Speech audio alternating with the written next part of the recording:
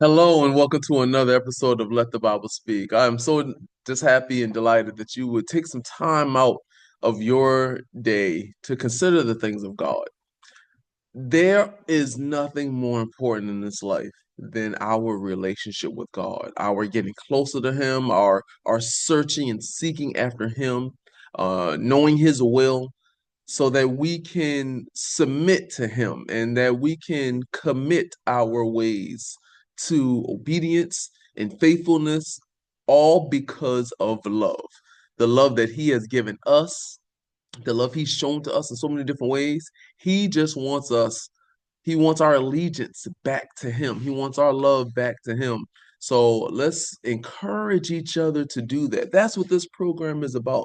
That's why Let the Bible Speak is not just the name of the show, it's a way of life. It's what we are trying to live out daily. So hopefully you can be encouraged by today's message. And today's message is going to be based on really helping our minds understand the severity of death, our own death. I recently had a birthday a few days ago, and as I got another year older, the thought, very sobering thought, came to my mind of I'm just another year closer to death. We all have the year we're born and the year that we die, and in between that time is what we decide is most important to us. And Psalms 90 is a passage that helps us to really put in perspective our own mortality, our own death. We have to be constantly thinking about our own death. That may sound crazy, but here's why it's not. Let's look at Psalm 90 in verse 10. It says, "The days of our lives are 70 years, and if by reason of strength they are 80 years. Yet their boast is only labor and sorrow, for it is soon cut off, and we fly away. Who knows the power of your anger? For as the fear of you, so is your wrath. So teach us to number our days, that we may gain a heart of wisdom." You see, verse 12 is really the place that I want our minds to really connect with it and understand, because it shows the point, it shows the reasoning behind why we do what we do, why we live the way we live. So in verse 10, it talks about the shortness of our life, 70 or 80 years. That time flies by. You think about people who are older, and they can vividly remember a lot of things when they were younger, and it seems as if the decades just fly by as the time goes by too quickly. Almost, you'll hear older people generally say that. And this truth that God gives us about the shortness of our lives, the average lifespan in the whole world, between men, women, all kinds of different, races, and the different, nationalities, and geographic areas where you live, all of those things, when you average out all of the expected lifespans altogether, it's going to be between 70 and 80 years. And so the truth of God's word, yes, you have your outliers. Obviously, you have people who die before 70, and you have people who die after 80. Obviously, you have your outliers. But overall, when you average the deaths of the people, the lifespans that we've been into these last, specifically the last 100 or so years, right? Over time, you see this verse reigning true. The years of our lives are 70 years, and if by strength, 80 years. So between 70 and 80 years is where the majority of people die. You take out war and murder, and disease of, there's all kinds of cancers and other things that take people away in their 20s, 30s, or 40s or whatever. You take all that out, the average is between 70 and 80 years. And so that shows how true this verse is. But the point of understanding that is, teaching us to number our days. When we number our days, it says that we gain a heart of wisdom. Because if you are thinking about the number of your days being shortened, every day we wake up is another day closer to death. Yes, God's mercies are renewed every day, and He's allowing us to stay here in the land of the living, but every day closer is another day closer to death. And so teaching us to number our days, and we appreciate the quickness of how that can go away. You know, passage in James talks about our life being a vapor that appears for a little while and then vanishes away. All of those things are very sobering thoughts, but it's not necessarily just to scare us, it's to give us wisdom, wisdom in how we walk and how we live. Because if we understand that our days are numbered and we constantly are thinking about that, we're going to be constantly thinking about how serious our actions are and how serious our decisions are. We have to be able to have those things on front of our minds so that our actions can add up with what's most important. Consider Luke chapter 12. There's a parable here in Luke chapter 12, starting in verse 16, that I think speaks to this passage in Psalm 90 and how we're supposed to number our days so that we may gain the heart of wisdom. In Luke chapter 12, starting at verse 16, it says, He spoke a parable to them, saying, The ground of a certain rich man yielded plentiful. And he thought within himself, saying, What shall I do, since I have no room to store my crops? So he said, I will do this. I will pull down my barns and build greater, and there I will store all my crops and my goods, and I will say to my soul, Soul, you have many goods laid up for many years. Take your ease, eat, drink, and be merry. But God said to him, You fool, this night your soul will be required of you. Then whose will those things be which you have provided? So is he who lays up treasure for himself and is not rich towards God. You see, the focus on this man was all on himself. Okay, he was being selfish. You look at his words and you just see the selfishness exude from his sentences. He thought with verse 17, he thought within himself, right? What shall I do since I have no room to store my crops? I will do this. I will pull down my barns and build greater. I will store my crops, my goods. I will say to my soul, like just 11 times just now in two verses, he just referring to himself and what he wants, his will, his desires, his focus, his stuff. That's not how we're supposed to live life. We are supposed to live life understanding that it is not our life, it is actually God's life living through us. So the individual situations that we're in, all the things that make us unique and special, our background, our past in our life, where we are today, where we want to head in the future, all of those things is to glorify God in our lives. It's not about us. And when we make it too much about us, we look and sound like this man here in this parable, who's just focused on himself, self, self, self, self. God calls him a fool. He says, Tonight, your soul will be required of you. And all of this effort and energy you put into stuff and things,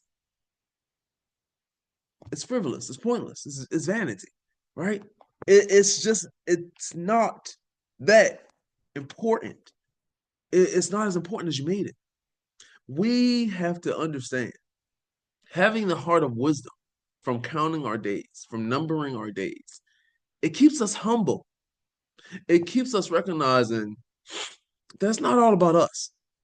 You know, we are on this earth so that we can decide by our actions, by our priorities, we decide where we are going to spend eternity. That's what God put us on this earth for.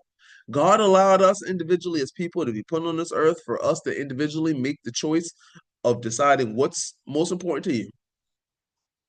And in the process of us deciding what's most important to us here, we prove what's most important to us there, which is the afterlife, which is, after we leave this physical realm and we go into the spiritual realm, and we live forever. Our spirits live forever somewhere. God's told us that's either going to be in eternal bliss in paradise or eternal condemnation and damnation. So while living on this earth, thinking about our death, thinking about our mortality and how real that is, should be something that we pay attention to, not just every now and then, not just when our birthday's coming up, not just if we get into a close call and we have maybe a car accident or a crime that gets committed and we may be caught close to or in the middle of it. Not just when we have what's some consider a close call to death, and we made it out, and oh, thank God we didn't die in that situation. Those aren't the only times we should be considering our mortality and considering our death. We should always be considering our mortality and our death, because we all have that appointment coming. We're not going to escape death. It's going to happen. It's going to happen to us all unless Jesus delays his coming. In that reality, it's not something we should shy away from. It's something we should embrace, because when we embrace it, it produces the wisdom of God. And when we do God's will, we are in line with how he wants us to be. If we consider Ecclesiastes chapter 11, really there's a lot in the book of Ecclesiastes. There's many different passages that I could point out that talks about this idea. When you look at the first few chapters, like the first like three or so chapters of Ecclesiastes, it's all pointing to the fact that this ruler who has great riches, and most, based off of the context, most accept that it was Solomon, given off of the way that he sets himself up and mentions who he is in verse 1 of chapter 1, and also in verse 12 of chapter 1. So throughout those first couple of passages, you see it's just about trying to find fulfillment and purpose in everything else except God, but then realizing that there's no point in trying to find fulfillment and purpose and true joy in anything other than God. So when you get to chapter 11, in verse 9, it says, "Rejoice, O young man, in your youth, and let your heart cheer you in the days of your youth. Walk in the ways of your heart and in the sight of your eyes. But know that for all these, God will bring you into judgment. Therefore, remove sorrow from your heart and put away evil from your flesh. For childhood and youth are vanity." That vanity, depending upon your translation, it may say vanity or pointless or useless, something of that nature. But it gives the point is, it gives the idea of, it even mentions grasping for the wind. It's futile. It doesn't fulfill you. It doesn't give you the true purpose that you're looking for. And so this thought process continues on. So forget the chapter divisions, right? And continue right on into Ecclesiastes chapter 12. It says, "Remember now your creator in the days of your youth, before the difficult days come and the years draw near when you say, I have no pleasure in them." There's a lot of older people who did not take care of themselves and not take care of their bodies as greatly as maybe they could have and should have when they were younger. So you see struggles, a lot of physical ailments and struggles in their older days, and they, for the most part, don't have nearly as much pleasure as they used to have. I remember a loved one, an older loved one of mine, and for the last about, I think, 8 or 9, maybe 10 years of his life, he was confined to a wheelchair. Had to be fed through a feeding tube. Couldn't eat. Couldn't even drink water through his mouth because his throat was in such bad shape. But overall, his physical body was not in decent shape and kept deteriorating. And I just remember thinking, oftentimes, and I would go see him and know of his condition. It was heartbreaking to see him in that type of condition. And so those types of things happen as we get older. And so when we're young and we have a temptation or a tendency to spend our time and effort and energy into priorities that aren't the priorities of God, we don't have that heart of wisdom that Psalm 90 talks about. If we're not numbering our days and knowing, okay, when I get older, I want to live now in a way that I could be proud of when I'm older. I want to live now in a way that doesn't punish me a lot when I'm older. And so, we keep God and His will in our focus and in our attention, and we can be comforted with the fact that we know we're being pleasing in His sight. Because when we get older, oftentimes we don't have the energy that we had when we were younger, right? So when we're young, we have all this energy and our mind is sharp. We should be making sure that we're committing our ways to God. You don't want to give God the leftovers. Oh, I'm 70 years old and I'm sick and tired all the time and I don't really have any energy, but I'm giving God my all. Yes, God still wants your all then, but He wants your all now when you can be more fruitful, when you can give more effort and energy and sharpness of your mind and devotion, devoted to Him. He wants that all the time. And so we have to have the true conversation. When we look at that person in the mirror, we have to understand whether or not we are doing that. Let's continue on in Ecclesiastes 12. So picking up in verse 2, it says, while the sun and light, the moon and the stars are not darkened, and the clouds do not return after the rain. In the day when the keepers of the house tremble, and the strong men bow down, when the grinders cease because they are few, and those that look through the windows grow dim. Now, uh, this is all very vivid poetic language, and there's several different ways that you can really interpret what this is talking about. One of the ways that I generally lean to is this is giving examples of essentially the body breaking down.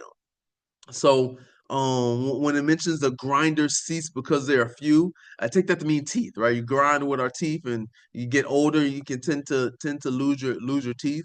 It talks about when those that look through the windows grow dim. Your windows, what you look through your eyes, eyesight generally gets worse when you get older. So, those two visualizations, those that poetic language, it seems to suggest that this is when it's giving examples of the body breaking down.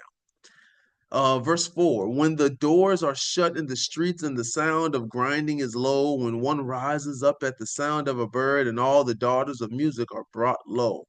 Also, they are afraid of height and terrors in the way when the almond tree blossoms, the grasshopper is a burden, and desire fails, for man goes to his eternal home, and the mourners go about the streets.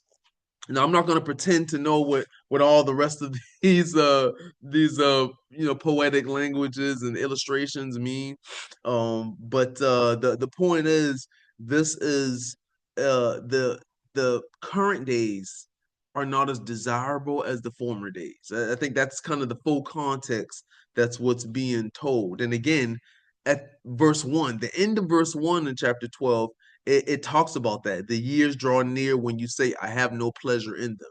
So again, based off of that verse, you can see that the rest of this context, those illustrations is giving, is based off of the fact that these current days are, it says, before the difficult days come. So here are the difficult days. And so all these illustrations are examples of the difficult days are here. The difficult days are no longer coming, they're here, right? So that's what verses 2 through 5 really talks about. And then verse 6. Remember your creator. He says, before the silver cord is loose, or the golden bowl is broken, or the pitcher shattered at the fountain, or the wheel broken at the well, then the dust will return to the earth as it was, and the spirit will return to God who gave it. So, verse 6, remember your creator. It says before, and then it gives these, again, more visual, illustrations, more vivid poetic examples But those are talking about when death, essentially when death is coming and then death comes. Because verse 7 says, then the dust will return to the earth as it was, and the spirit will return to God who gave it. So remember your creator before you die, is essentially what he's saying. Verse 8, vanity of vanity, says the preacher, all is vanity. And moreover, because the preacher was wise, he still taught the people knowledge. Yes, he pondered and sought out and set in order many proverbs. The preacher sought to find acceptable words, and was upright words of truth. The words of the wise are like golds, and the words of scholars are like well-driven nails given by one shepherd. And further, my son, be admonished by these. Okay, so pay attention. Be admonished by these words. All these words, all these warnings of how futile and pointless and vain life is if. So this is the point that he's making. All the entire book of Ecclesiastes is making this point. Life is pointless and futile and vain if you look at it in the lens of seeking after things that don't matter. Okay, so what does matter?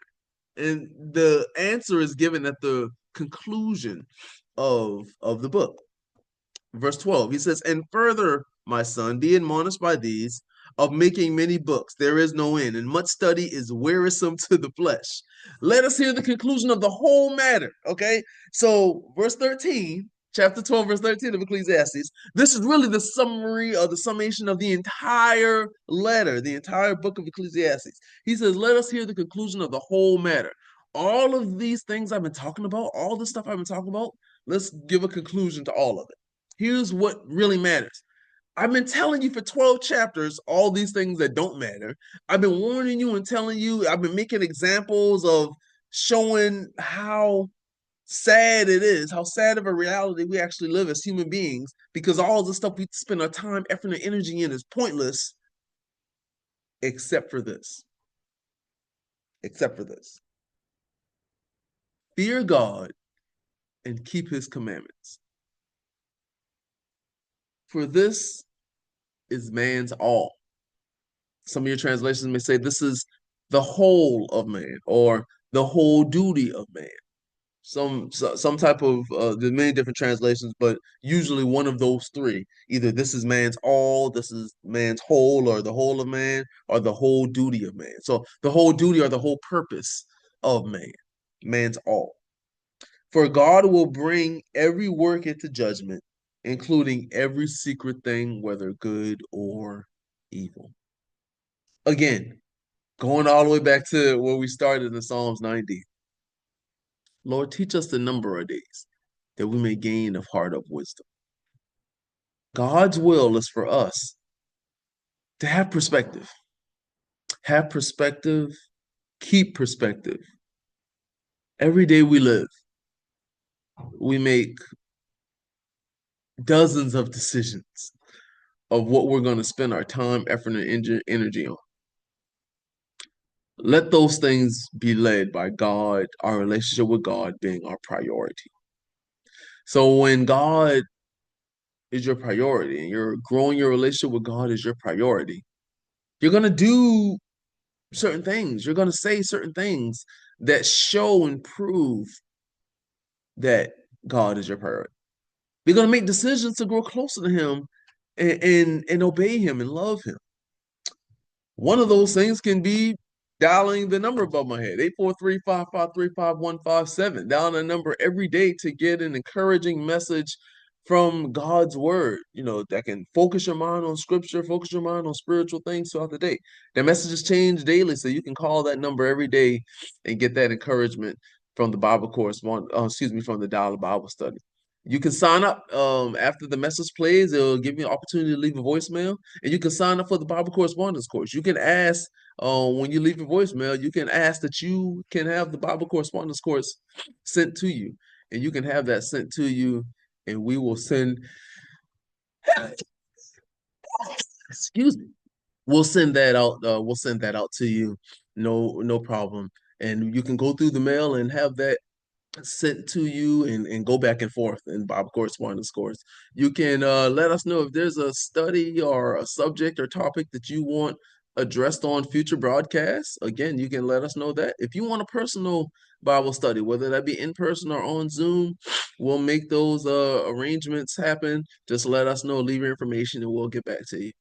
You can text that number also, 843-553-5157. You can text any kind of Bible questions that you may have. We also have our email that you can get in touch with us at letthebiblespeak843@gmail.com. Letthebiblespeak843@gmail.com. You can sign up for the Bible correspondence course and do that electronically through email if you want. You can let us know if you have any kind of Bible questions or subject or topics you want addressed on future broadcasts, or you can just let us know you would like a personal Bible study. So remember, we are here to help. We're here to serve you and help you grow in your relationship with God. So until next time, remember to let the Bible speak.